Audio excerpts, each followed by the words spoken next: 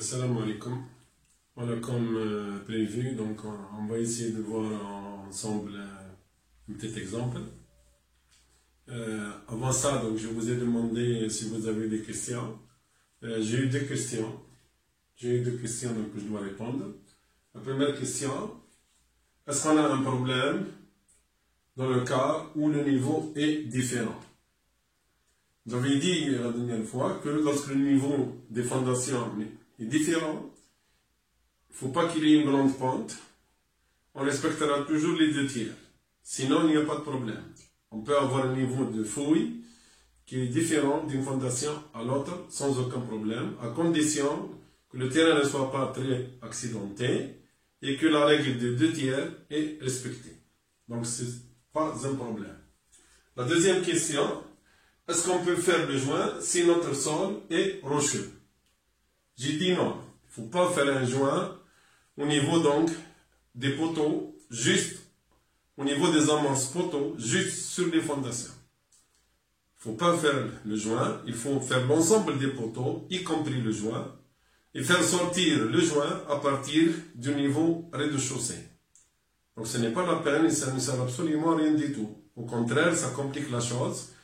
Il vaut mieux avoir une fondation rigide sur l'ensemble. Même si vous avez deux bâtiments, il est préférable d'avoir une seule fondation sous l'ensemble des deux bâtiments. Ça, c'est ce que préconise le règlement, tous les règlements parasismiques pour que les bâtiments aient plus ou moins un bon comportement.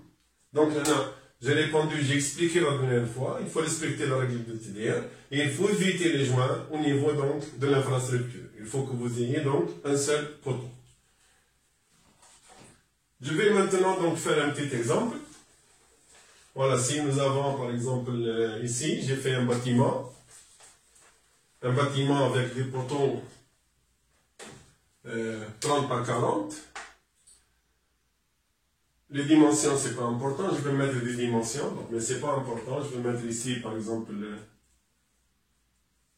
4, ici 4, ici 3 et 3,5 par exemple. Je fais un petit exemple, voilà, 3 et 3,5. Ok? La charge ramenée donc, dans le poteau central, elle est de 400 kN. Elle est de 400 kN. Je vais donc essayer de faire un calcul des fondations.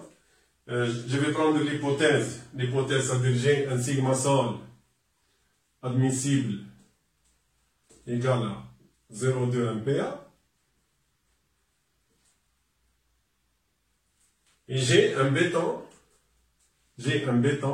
que je vais choisir moi-même. C'est un béton de classe 20-25. De classe 20-25. Ou bien je vais prendre 25-30. Je vais prendre une classe de 25-30. 25-30. Et je vais donc commencer à résoudre ce problème-là. Donc la première des choses que je vais calculer, c'est les dimensions de la surface de ma fondation. Donc je vais appliquer donc Fs fondation, c'est égal à un S sur sigma sol admissible. Donc j'ai 400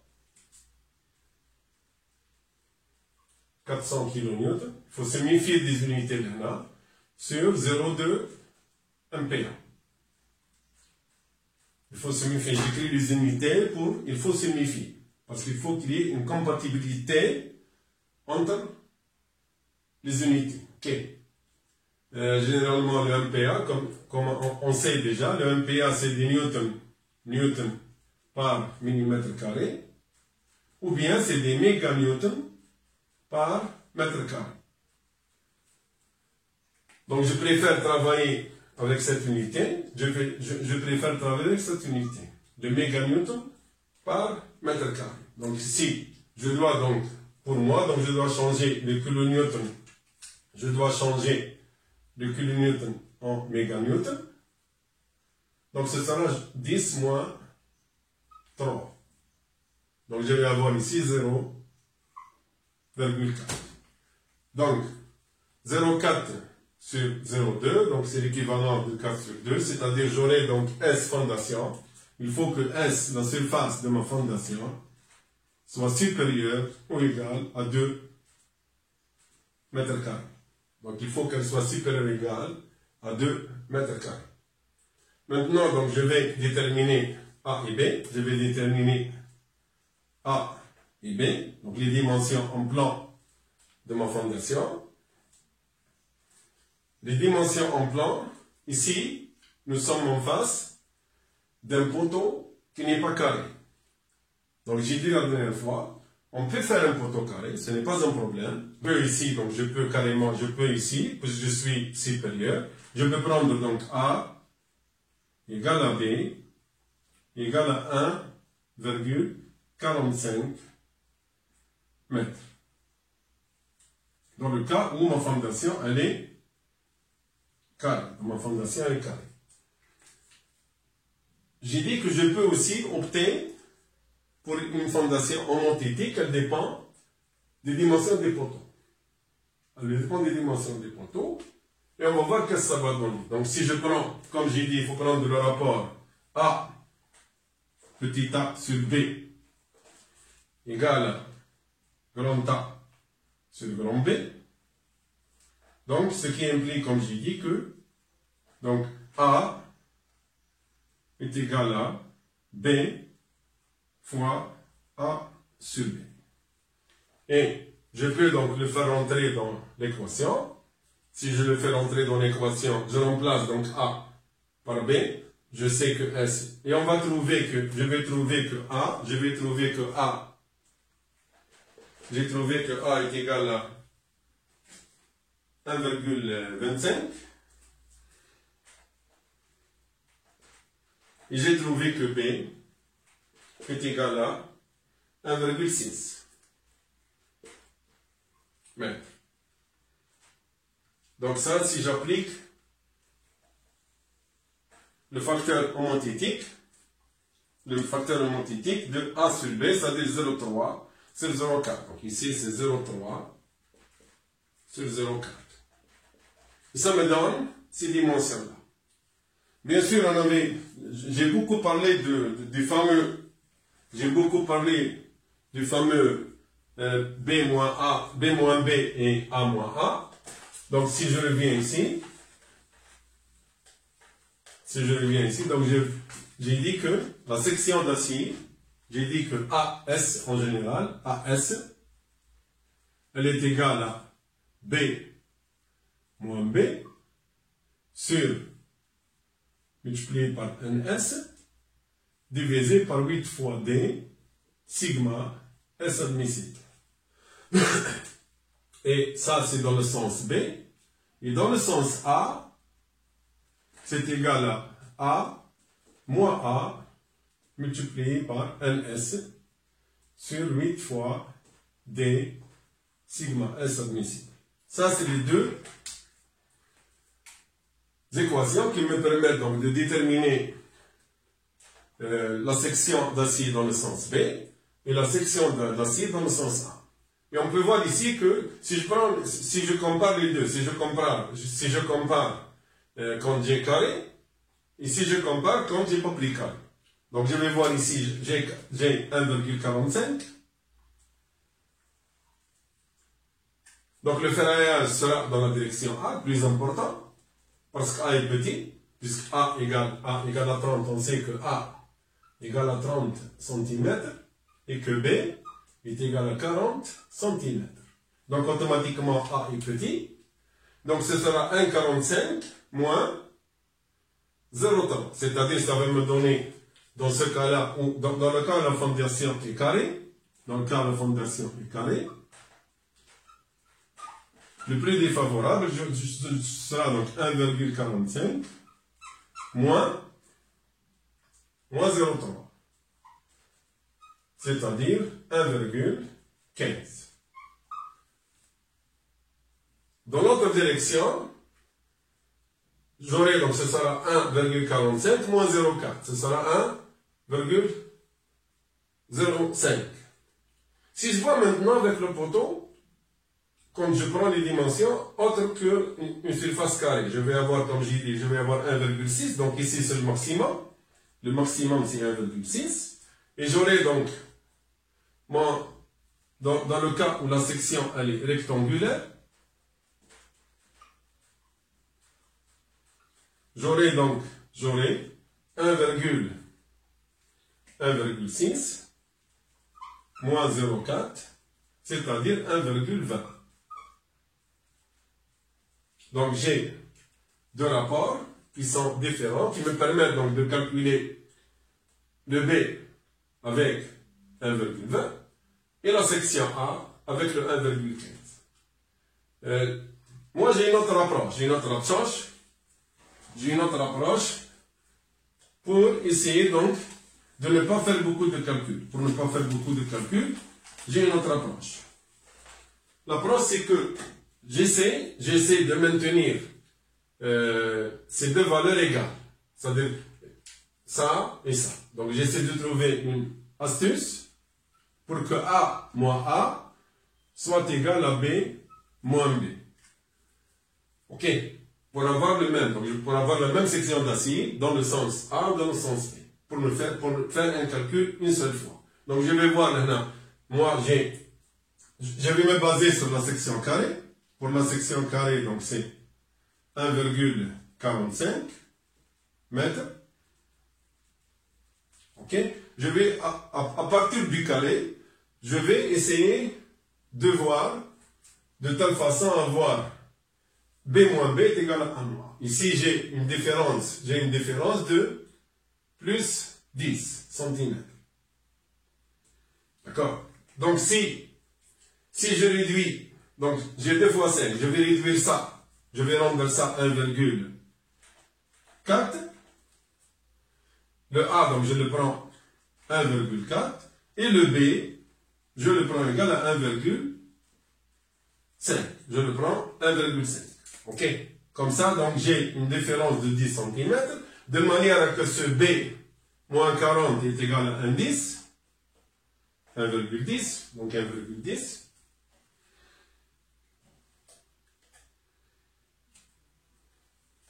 1,10. Donc j'aurai ici 1,10 moins 0,4, c'est 1,10.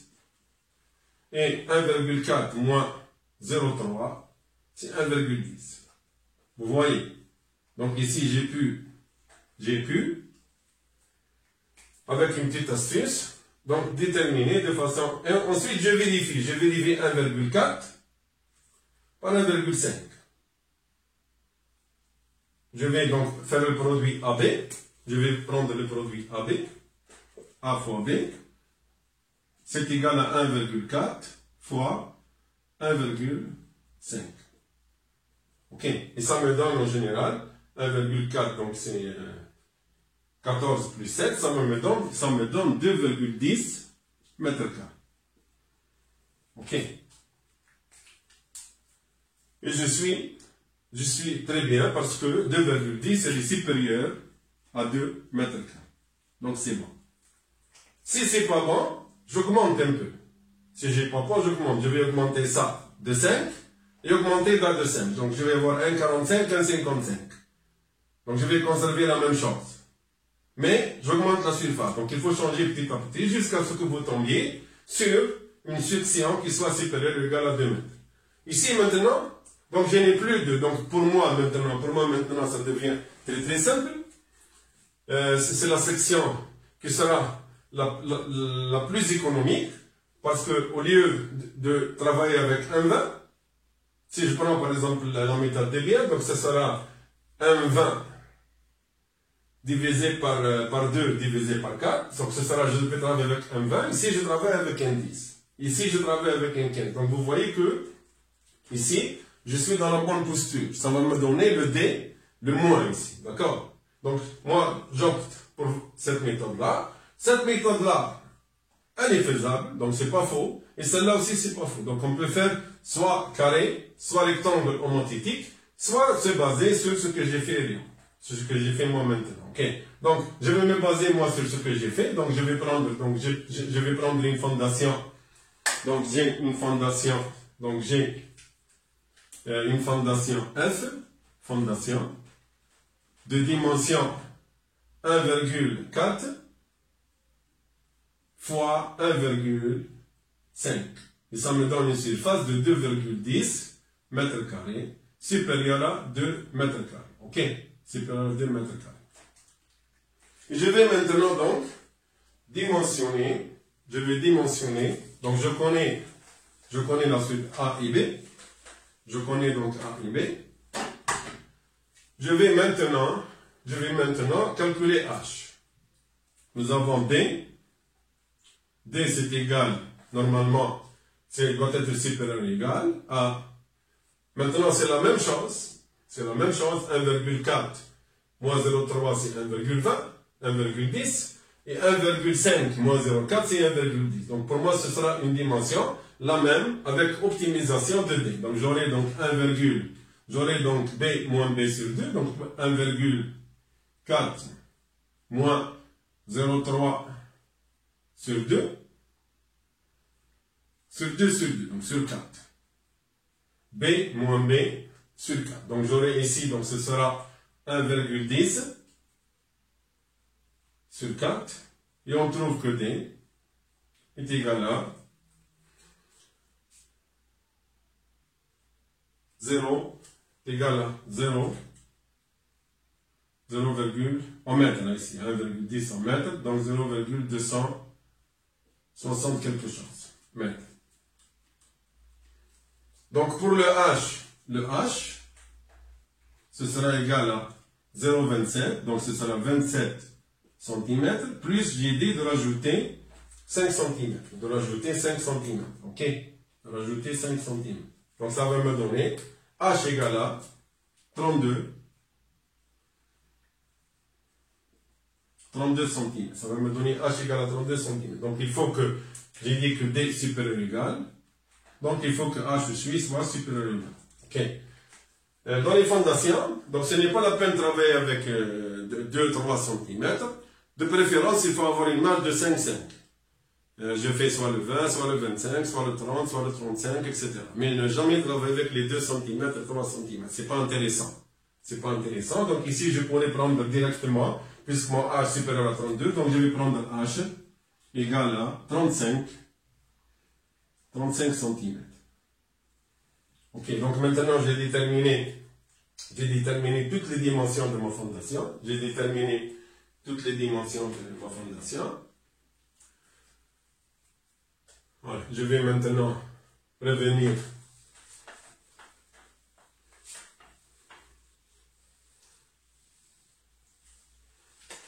donc ma fondation, donc c'est, voilà, c'est une fondation qui fait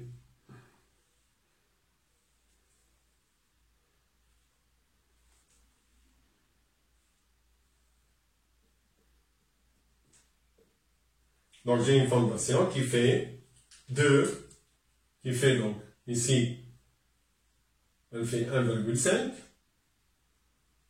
ici elle fait 1,4, et ici donc de hauteur 0,37. Donc maintenant, j'ai dimensionné ma fondation selon la méthode Debye. Donc tous les problèmes sont résolus. Le problème du poinçonnement n'existe pas. Et le problème aussi de l'uniformité des contraintes, elle est vérifiée. Donc nous avons deux choses qui sont vérifiées. Les contraintes sont uniformes. Et en même temps aussi, il n'y a pas de poinçonnement de la semelle. Donc le poteau ne crée pas un poinçonnement. Maintenant, je vais passer directement à la détermination des aciers. J'aurai donc, puisque B moins B est égal à A moins A, d'après ce que j'ai fait moi. Maintenant, donc, je fais plus de calcul. Je vais faire un seul calcul. Donc, j'aurai donc A, S, dans les deux directions, il est égal maintenant, dans les deux directions, j'aurai A, c'est égal à, soit je travaille avec A moins A ou bien B, c'est la même chose, donc ce sera A moins A sur 8 fois D, sigma S admissible. Ok, A moins A, multiplié par l'effort de service. Multiplié par l'effort de service. G, N c'est connu, A moins A c'est connu, D c'est connu. Il me reste à déterminer sigma S. Sigma S, si je prends un milieu, si je suis dans un milieu, peu nuisible, préjudiciable, si je suis dans un milieu préjudiciable, donc je vais avoir sigma S limite. Sigma S limite, c'est le minimum, comme j'ai dit, entre 2 tiers de FE et 110 racine de état FT. Ok. FE c'est égal à 400 MPa. Et FT pour un béton classe C25, FT pour classe C2530, FT est égal à 2,1 MPa. Et ça va me donner ici à peu près 202 MPa. Donc la contrainte dans les aciers à ne pas dépasser, pour justement qu'il n'y ait pas une fissure importante, c'est de prendre 202 MPa, tel que défini par les règles. Ici, donc c'est réglementaire, donc on est obligé de l'appliquer, elle est réglementaire, c'est réglementé tout ça, c'est selon le BR 91. Donc on est obligé de ne faire travailler mes aciers qu'à une limite de 202. Vous voyez ici que vous avez donc un grand pourcentage de sécurité, 400 à 202, c'est presque la moitié. C'est à cause de la fissuration. Donc j'ai réduit les contraintes dans les armatures pour ne pas avoir de fissures qui seront nuisibles après, parce que la pénétration de l'eau ou de l'air, ça va donc créer un mécanisme de corrosion. Donc ici, je vais prendre tout ça. Donc maintenant, je connais tout. Il me reste à déterminer le D. Le D, c'est une fonction de H. Donc D est égal à H moins l'enrobage. Dans le cas de fondation, il est préférable de tabler toujours sur 5. Vu que vous avez donc deux nappes, vous avez un enrobage qui sera un peu plus important, de l'ordre de 3 à 4. De préférence, prendre ici D égale à H moins 5 cm. Donc j'aurai D égale à 35 moins 5, donc égal à 30 cm. Voilà, donc ici tous mes paramètres sont définis. Je peux maintenant donc passer à l'application. Donc je vais appliquer maintenant. Donc j'aurai ici, j'aurai donc toujours se méfier vis-à-vis, comme j'ai dit, des unités, surtout les unités, méfiez-vous des unités. Ici j'aurai donc B, donc, ou bien A, c'est la même chose, j'ai dit. Donc je n'ai pas double armature ici dans les deux directions. J'ai une seule quantité dans les deux directions parce que je suis arrivé à mettre que B moins B égale à A moins A. Ok. Donc j'aurai ici une seule quantité parce que c'est le seul paramètre qu'on dépend. Donc ce sera 1,5 moins 0,4. Donc ça me donne 1,10. Ou bien je prends 1,4 moins 0,3. Ça me donne 1,10. C'est pour cela qu'on a le même ferrage, quand les autres paramètres sont indépendants. Multiplié par un S qui est égal à 400, je vais prendre la fondation, cette fondation. Je vais donc dimensionner cette fondation. Ok? Donc j'aurai 400. J'écris l'unité, 400 kN, d'accord? Divisé par D. Donc, puisqu'ici c'est 10 mètres, ici c'est 10 mètres, c'est pour ça que j'ai dit méfiez-vous. Donc, ici 30, je ne mets pas 30, je vais mettre 0,3. Donc, pour ce sera aussi 10 mètres. Ok? Multiplié par 8 et par sigma S, limite qui est égale à 202. Donc, j'aurai 202. 202, M ici c'est 2 MPa. Ok. Donc le problème, c'est vrai, ici, j'ai les mêmes unités, donc c'est bon, c'est ok. Ça c'est ok. Le problème reste ici. Le problème reste ici, c'est qu'ici j'ai des kilonewtons, ici des MPa. Et je sais bien que l'MPa, je suis en train de calculer une section d'armature, donc elle est petite, elle n'est pas vraiment très importante, donc ce n'est pas la peine de travailler en mètres. C'est pas comme la fondation. Au niveau de la fondation, j'ai travaillé avec l'MPa, méganewton par mètre carré. Parce que la fondation, elle est importante. La surface, elle est aux alentours du mètre carré. Donc c'est préférable que je travaille avec des méganewtons. Ici, les surfaces, la section d'armature, c'est très réduit. Donc ce n'est pas la peine de travailler avec des mètres. Vous allez trouver des chiffres 0,000. Donc ce n'est pas la peine. Donc je vais travailler ici l'MPa, au lieu d'utiliser le méganewton par mètre carré, je vais utiliser le newton. Je vais utiliser le newton par millimètre carré. D'accord? Pour avoir ma section en millimètre carré. Et ici, donc, ici, j'utilise le newton. Ici, donc, je vais utiliser le newton. Donc, ce sera 10 puissance 3. Le kilonewton, ça donne 10. Donc, je vous remercie aussi pour ça. Donc, on va essayer de faire un petit repos maintenant.